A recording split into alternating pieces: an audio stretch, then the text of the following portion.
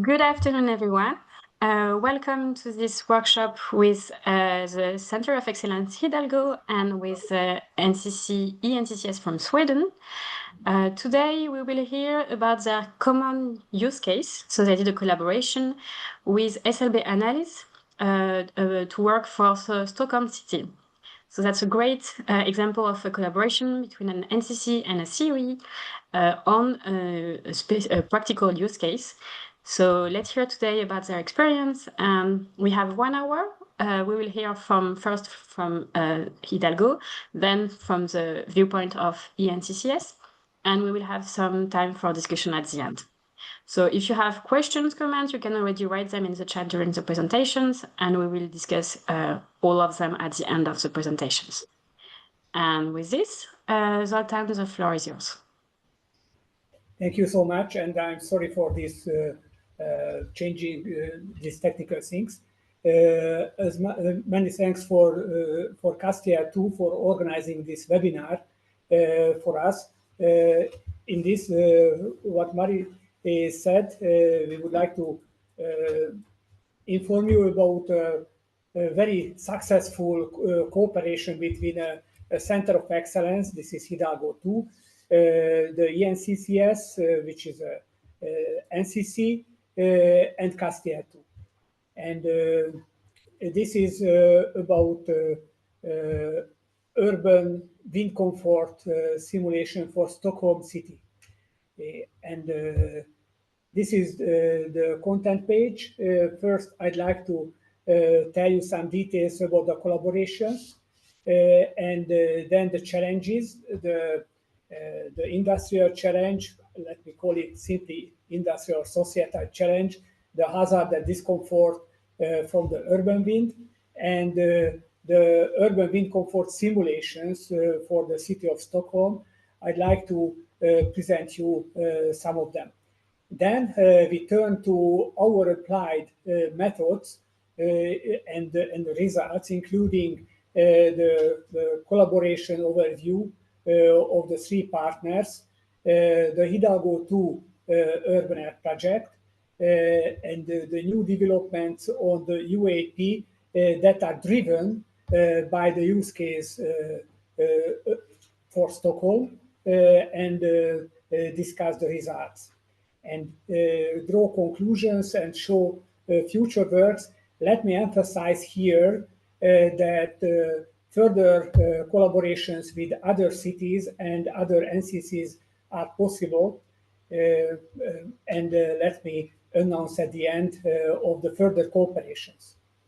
So when we are talking about this cooperation within CASTIEL too, probably several of you are unaware of that, but we are in a hybrid meeting in Athens, NTUA, ICCS, and not everyone here knows this CASTIEL too Center of Excellence. So just very quickly, the European HPC ecosystem, there are 3 big technology platforms that drive the research agenda, strategic research agendas, and they are private members of the Euro HPC joint undertaking.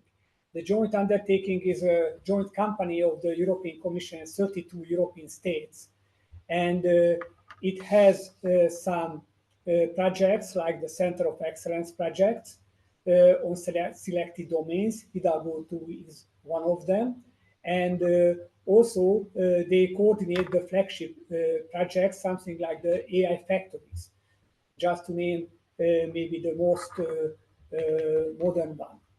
And EuroCC is another project to coordinate and support the NCCs, the national networks for HPC and AI applications. The national competence centers organize for each country the HPC and related technologies,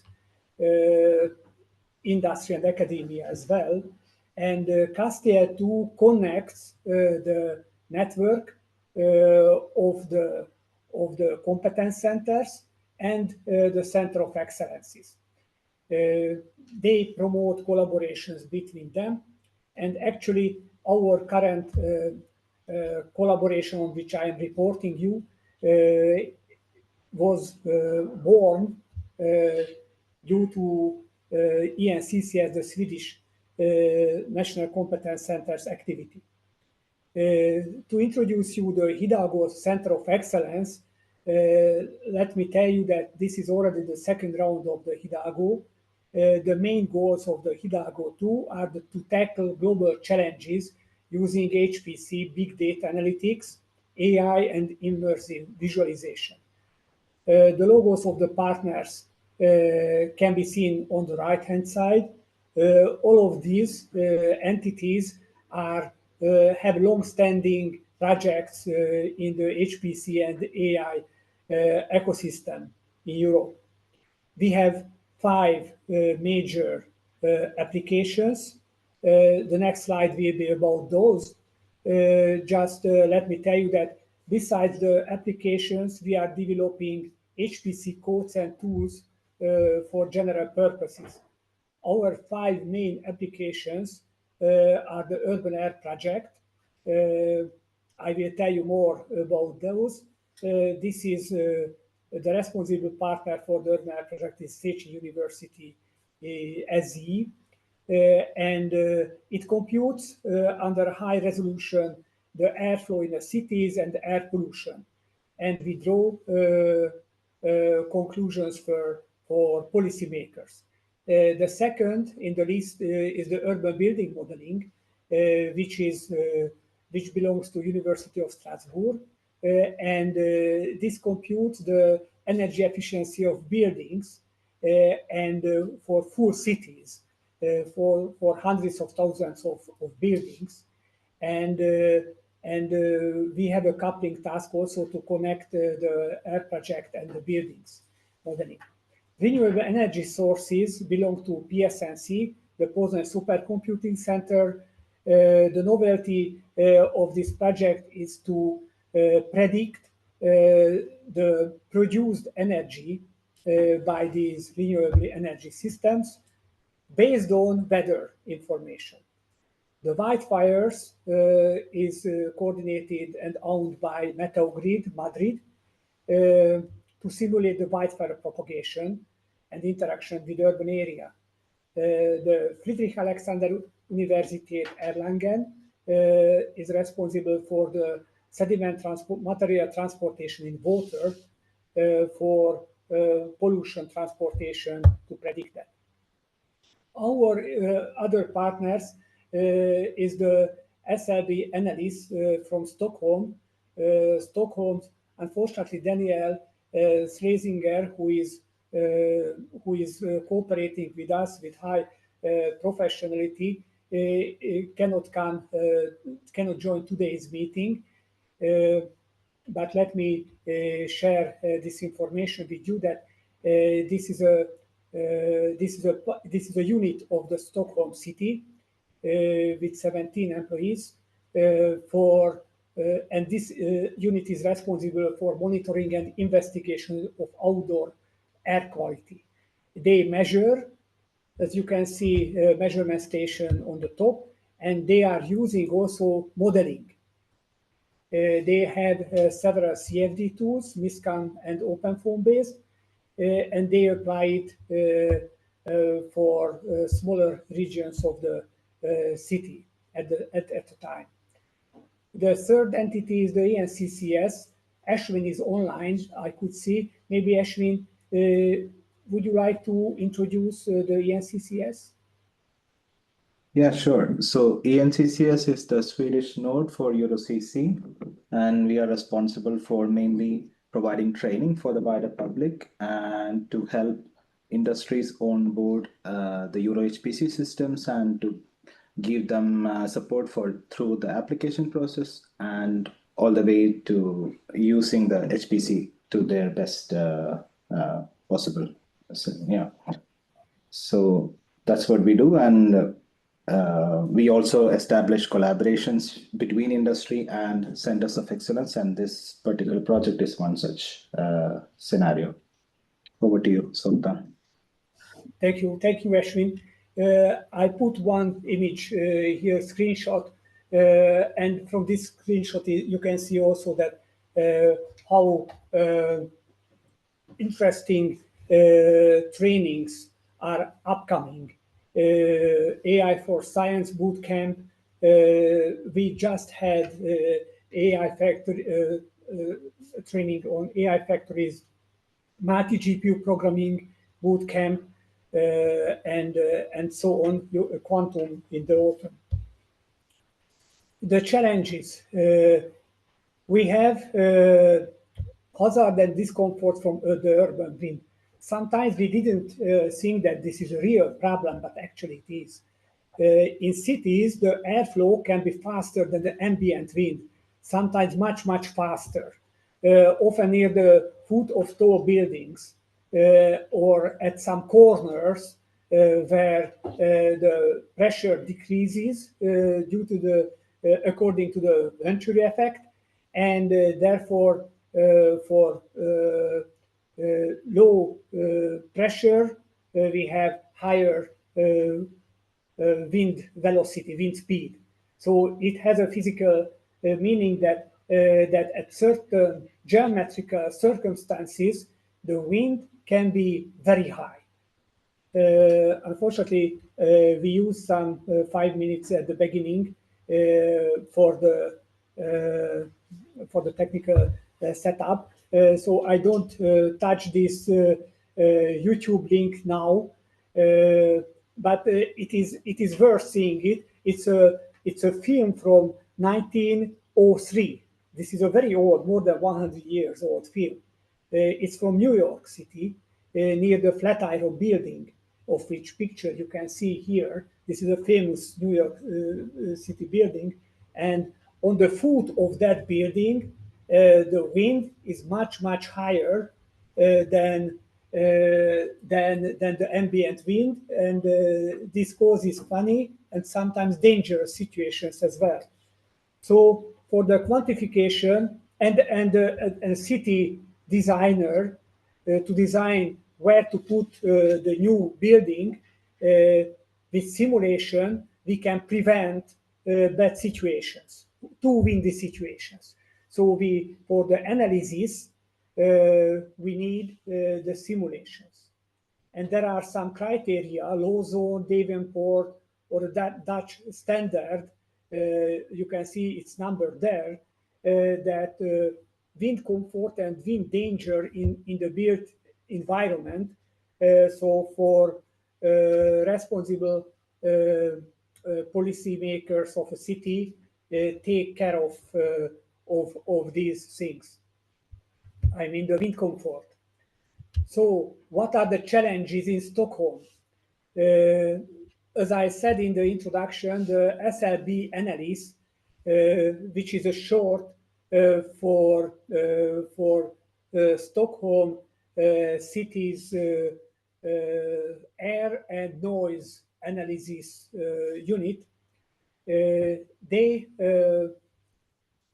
are making simulations like on the top right corner on the image, that is under some wind direction sampled according to wind measurements. They compute the wind speed in the city, and the typical size of the area that they can simulate with the current methodology is 1.5 kilometer in diameter. So in 1.5 kilometer with flat ground, they have simulation methodologies. But Stockholm is not flat at all. If you were in Stockholm, you may remember that it has 90-meter hills. And also at the coastline, from water turning to the coast, there are some rocky areas, hilly areas, and this is far from being flat. And these current methodologies don't take into account the terrain information. So Hi, terrain excuse me, Sultan, the slide is frozen. Can you maybe try to go to the next one? Just try, the slide is frozen, just see. Sorry? The slide that you're showing is frozen. Can you maybe try to go to the next one or the previous? Ah, perfect, good. Okay, so I am going back for Yes. a short minute.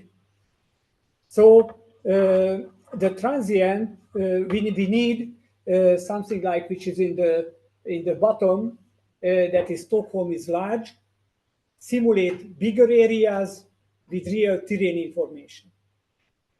This is why we need HPC.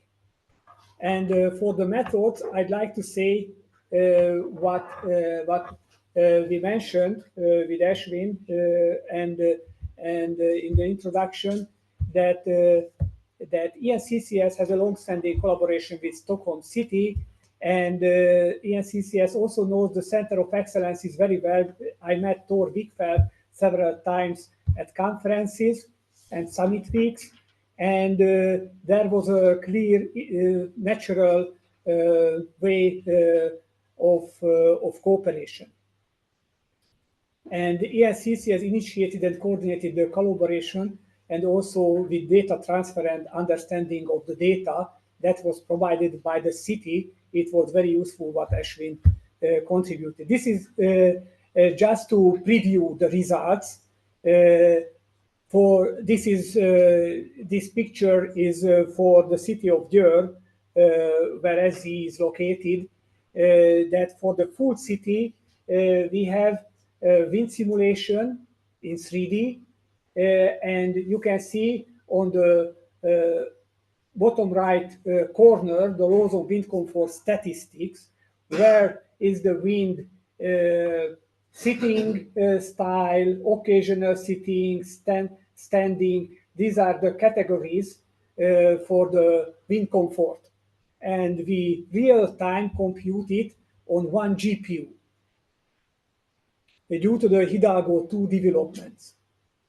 So these simulation and statistics, which is an HPDA task, is done for the city of Győr in this way. So it was the question whether we could repeat it to Stockholm. And I'd like to introduce you our pilot. So this is the skeleton of our workflow management. The workflow management, in each box, you can see different machines, different infrastructures. At least logically, these are different ones. On Friday, in the student workshop, our students and main developer, which one of them is the main developer, the current main developer, Aaron Nemeth, they will present this in details. What I want to emphasize to you, that the user, for example, policymaker, can join on laptop to virtual machine which contains the portal engine, and from a web interface they can set up the simulation and also configure configure the applications. The applications are Tosca blueprints in containers. The application instances, jobs for instances. I'd like to tell you that this workflow runs on EuroHPC machines as well, like Lumi, Carolina, and others. So this is fully compatible what we developed in HIDALGO 2 with the requirements of EuroHPC. And let me mention the CFDR, the CFD visualization on HPC. Top left corner, we have here the HPC machine like Lumi, and we extract the most important information for the visualization there on HPC, the rendering, and the visualization is from small data. This is the UAP workflow. We gather the sensor data and make the simulation according to the needs. I don't want to go into details to that. Here you can see one concrete run for this is for one of the US city. I don't remember which one, but we make here the basic setting is that from OpenStreetMap we generate the geometry and mesh and make the simulation. For Stockholm, the case is different, completely different. We cannot go from OpenStreetMap. It doesn't contain sufficient terrain information nor building information at accurate way. So for Stockholm, we had to fully redesign and the algorithms and re-implement the situation. Re-implement the codes according to the data that was provided by the Stockholm City. Stockholm City provided very accurate data from shapefiles. Also the terrain information in shapefile on with isolines. So completely different input was provided to us, and we had to develop the full code for that. We use with Mátyás Constant, we use the RedSim, and this is our native MPI plus GPU code. We developed it from the scratch for the compressible Euler and Navier-Stokes equations. It runs on 32 GPUs on Carolina with efficiency larger than 90%. So it performs pretty well. Last week on the GPU day, we presented the GPU optimization tasks. The video is on the GPU day website, so everyone who is interested in technical details can consult that page. This is just an automotive application of the RedSim. And you can see on the bottom the validation, the results for simulation and the measurements for an Audi X-host pipe. So pretty good validation results. We have an AI based surrogate model, a POD DIME application for RedSim, and you can see that the surrogate model down, which is 75 faster than the full simulation, has some difference from the original simulation, but pretty good. So now we turn to the use case for Stockholm. So this is what we had before the Stockholm use case. And for the pre-processing, we had to, as I said, make a lot of development. Mátyás implemented this, and I give the floor to Mátyás, who will talk about this. Thank you, Zoltán. So for this part of the talk, talking about the technical details of the entire process for urban wind computations. Essentially, like Zoltán mentioned before, for the input data, we have an input shapefile, which is just the polygons essentially for the buildings, and another shapefile for the terrain data, which is essentially a bunch of isolines, contours. I will show more of this data later in this talk, visualizations of it. So there are multiple key challenges, and we will go over all of these in the talk. But this is just a table of contents of sorts for addressing all of the main issues we had to solve. So the number one thing essentially is fixing the building geometry. So inside of the shape files that were given to us, essentially, we have a bunch of polygons, essentially an array of guaranteed closed polygons. But the problem is that the polygons themselves can have any, essentially, and there are a lot of cases which are not suitable for CFD meshing. So for instance, in a lot of cases, the first case I would say is that the polygon has a lot of vertices, like maybe every quarter of a meter or every 0.2 meters there's a vertex. vertices are really close to each other, you have solver, because if you have small edge in your measure, essentially, what's going to happen where it's very essentially have some kind of guarantee that the bank is no less than epsilon, which in our case was 1. So to summarize, Excuse me, Matthias, I don't know if I think there is some issue with the audio. Could you maybe try to see for, I don't know. Sure. I will try to switch to a different one. Yes, or it might be the network, I don't know, but it's a bit unstable. Perfect. Can everyone hear me now? Is it better? It seems. Let's try. Okay.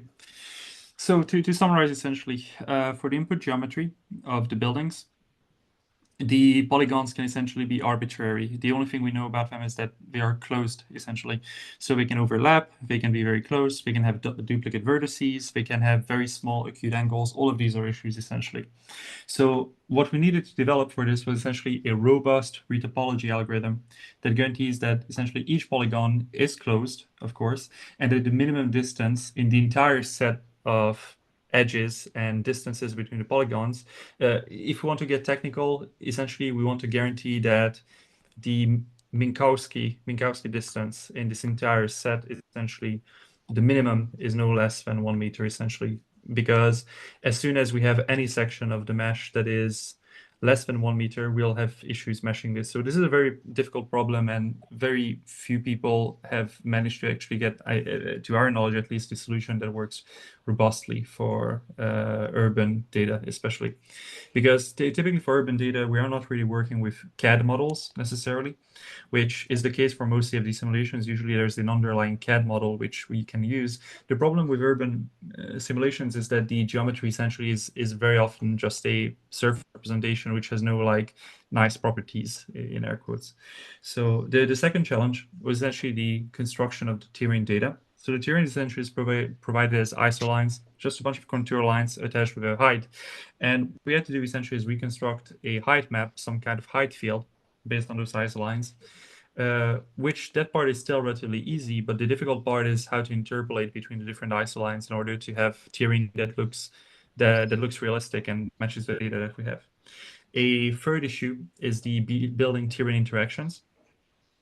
This is a bit harder to explain, but essentially the problem is that once we have meshed our terrain, once we have meshed our buildings, we need to somehow put the buildings on the terrain. And there are all kinds of corner cases here, then again, where the idea is that, well, sometimes sometimes the terrain may be a valley of some sort, and if you put a building in a valley, you might create acute angles which the mesher won't like, essentially, the meshing software, for which we're using GMSH, by the way.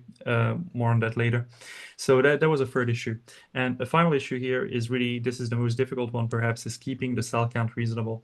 For this entire Stockholm case, we're essentially simulating 2 by 2 kilometers, 3 by 3 kilometer, 4 by 4 kilometer regions, and our goal would be something like 16 by 16, 64 by 64 kilometers, essentially the entire city. And for this, it is very difficult to essentially keep a reasonable cell count. The results that we're going to show you today are roughly 10 million cells in size. But of course, the difficult part is essentially keeping the cell size manageable. And essentially, we can only go up to like 1 billion cells, I think, realistically, in HPC right now. Zoltan, the next slide is frozen. Can you try reloading it, perhaps? All right. Yeah, now back. Okay, so here we present essentially a workflow of our current pipeline. So the idea here is we have our input data, like I mentioned before, on the left side, input data, buildings plus terrain. These are all shapefiles. And we have two phases essentially here, a phase for fixing the building geometry and a phase for generating the mesh terrain geometry, essentially. Once we have both of these in the green and yellow boxes, we will essentially cut holes into the terrain's surface. So we have a terrain essentially, which is a triangulation. We cut holes onto that terrain and we extrude the buildings based on those holes, essentially.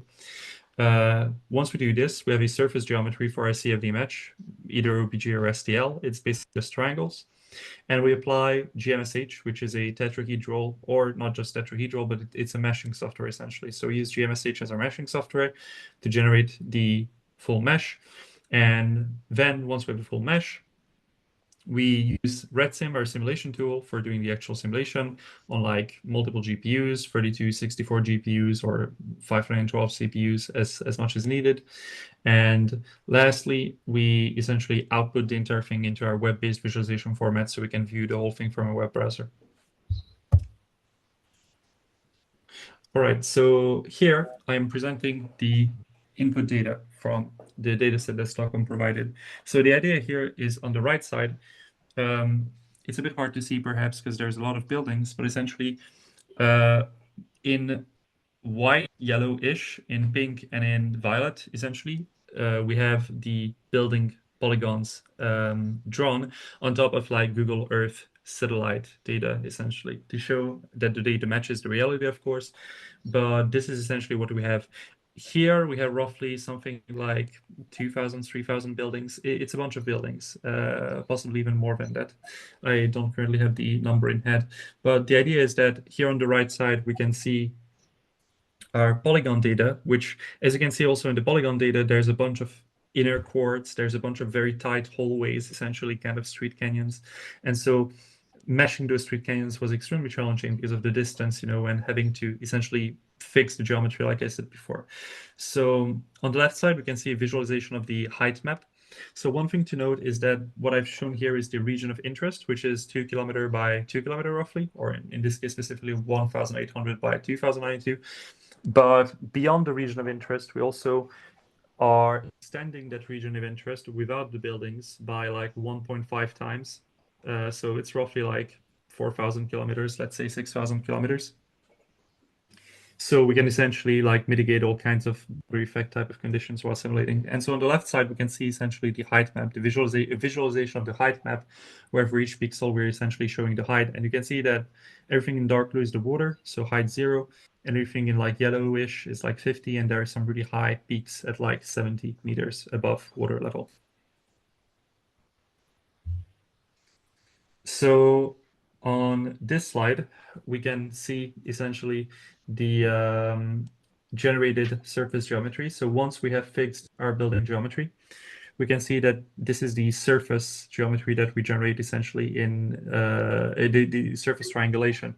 So in this case, the surface triangulation, it's a bit hard to see here perhaps, but on the bottom we can see that a lot of like very tight streets, which are less than 2 meters in this case, less than 1.5 meters, have been merged together essentially in order for us to be able to split on this. And the surface geometry is also very detailed. As we can see, there's a lot of details on the surface relief and everything. It's 500,000 triangles, just the surface itself. And essentially, this is the basis of the entire CFD mesh. We take the holes essentially that we have, and that's where we extrude the building. So on the next slide, we'll see that once we extrude all of this, this is what we get. We get a 10 million tetrahedra mesh. This is done with GMSH. And there's roughly a 5-layer tetrahedra. There's roughly 5 tetrahedras per building, per buildings. Depends, of course, on the building height. Each building has a different height. And we can see here on the left side, this is like a slice, orthogonal slice on the XY axis, where we can see like the meshing essentially. You can see there's like 20 layers of tetrahedra. This goes all the way from 0 meters to 1,000 meters, like 1 kilometer. So we are meshing here essentially, roughly speaking, 6 kilometers by 6 kilometers by 1 kilometer, essentially. And these are simulation results. So we did a case study with Stockholm, where on this specific mesh, we simulated in 8 different wind directions for t equals 1 hour, essentially. And as you can see, there's all kinds of interesting fluid dynamics, like all kinds of dynamics in the way the air flows. And we're still in the process of evaluating these results, validating these results based on sensor data. But this is essentially a first step. And we are also simulating currently unsteady simulations and looking at essentially what this wind profile looks like. But here you can see essentially all 360 directions for the wind flow. Okay, thank you. Let me continue with drawing the conclusions. So the RedSim preprocessing meshing tool has been significantly redeveloped to treat Stockholm data. We model properly the buildings from shapefiles, and we are very nice buildings in Stockholm, but for meshing them in a building in a yard, it was a nightmare, but we found a suitable, good solution. So we tackled also the terrain modeling from shapefiles, and shapefile with isolines.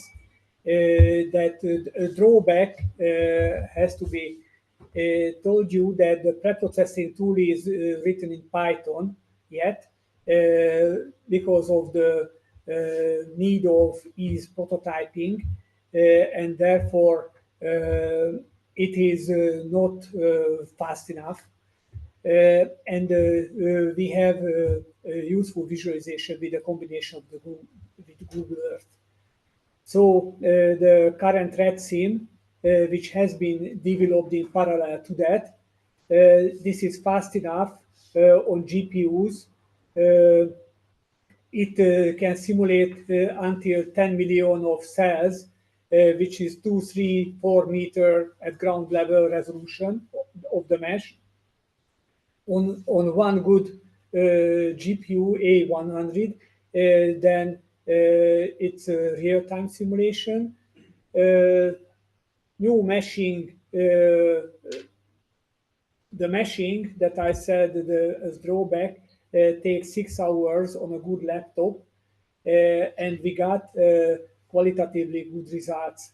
In particular, we analyzed at the sea and coast level. Let me jump one slide back, and you can see here on the bottom that this is an island. Here, this is an island. If you can see my mouse button, and down that there is the water, the sea, and here we have highly elevated coast, and we can see that immediately we have here the wind speed is much higher than above the water, which is qualitatively correct. So our terrain resolution provided a good, qualitatively good result. We want to complete the pre-processing tools and publish a scientific paper with Stockholm, and for even faster products, we shall investigate our opportunities for a new project, or within Hidalgo 2, what can we do? We have several duties in Hidalgo 2. For further cooperation with other NCCs and or for cities, even with Hidalgo 2, we have to simulate for 3 more cities. But if there is no need, if you bring us shape files, city models, or OpenStreetMap, that the geometry generation is easy, and we would be very glad to cooperate with you. The problem starts when you bring, if you bring some exotic data set to mesh that or whatever. But for normal data, we would be glad to cooperate with any NCCs and any cities. Thank you for your attention. And if you have questions or comments, we would be glad to answer them or have them. Thank you. Thank you very much, Zoltan. Maybe before the question, let's continue with the presentation from Ashvin. I think, Ashvin, you have some slides to share too. and then we'll end with the discussions and indeed interact with you, the participants, because indeed, if there are other NCCs interested to collaborate with Hidalgo, that could be a very a good opportunity for you. But Ashvin, I see you're sharing. I'm trying now. All right. No. Yes, No, yes. I see. I'm I saw sharing for now. some seconds. 1 second. I mean, it's already been discussed in detail by Sultan, but I'll still give some background on how we came to this project. Do you see the screen? Yes, full screen, perfect. Yes. So I'm Ashwin. I joined in ENCCS last year, and I was continuing the existing collaboration with SLB and Hidalgo. So to give a background, like SLB analysis is the air and noise quality analysis unit in Stockholm University. They are both responsible for collecting sensory data and monitoring and providing maps of comfort, both for pollution and noise. So how we, through existing contacts with SLB analysis, we asked them if they will be interested in using Meluxina in 2023. So that's how they first got into a EuroHPC project. We helped them get development access where they were using their own workflows to use OpenFOAM. But then the goal was also similar, to do better and bigger simulation and to decrease the time to solution. But at the same time, we were familiar with Hidalgo, as Sultan rightly said in the beginning, that they were also familiar with urban modeling. And then we had the idea to club them together and to do a joint study of wind comfort. But then we were also trying to dream bigger so that you can include effects of terrains, bridges and tunnels possibly. And we also provided some data on particulate measurements. So this is something which in the long run we will also would like to do through CFD. Right now it's done as a CFD simulation to explore the wind fields, and then to use dispersion models to get a plot of the particulate dispersion.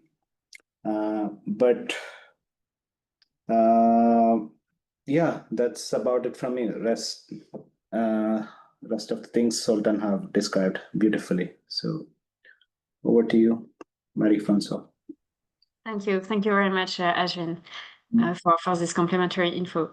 So thanks to you both for presenting today. That was very cool to hear about the collaboration and with the city and how you proceeded with both expertise style from one series and from NCC.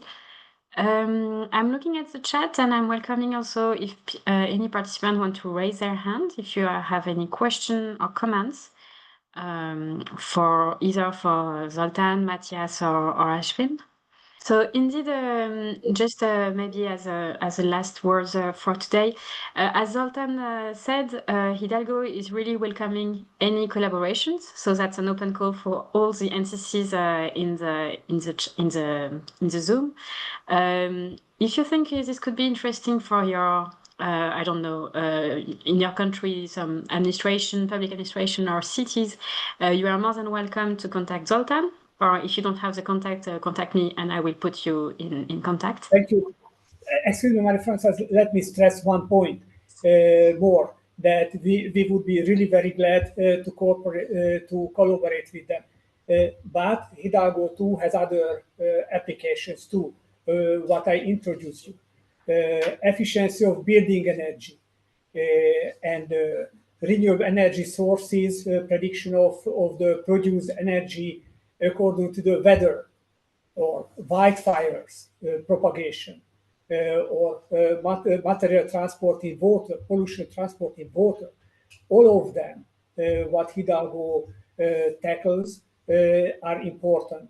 So I'm the work package leader for applications. So if you connect me, I will connect you with our partners, or you can see also on our website the contact information for each applications. Right. Indeed.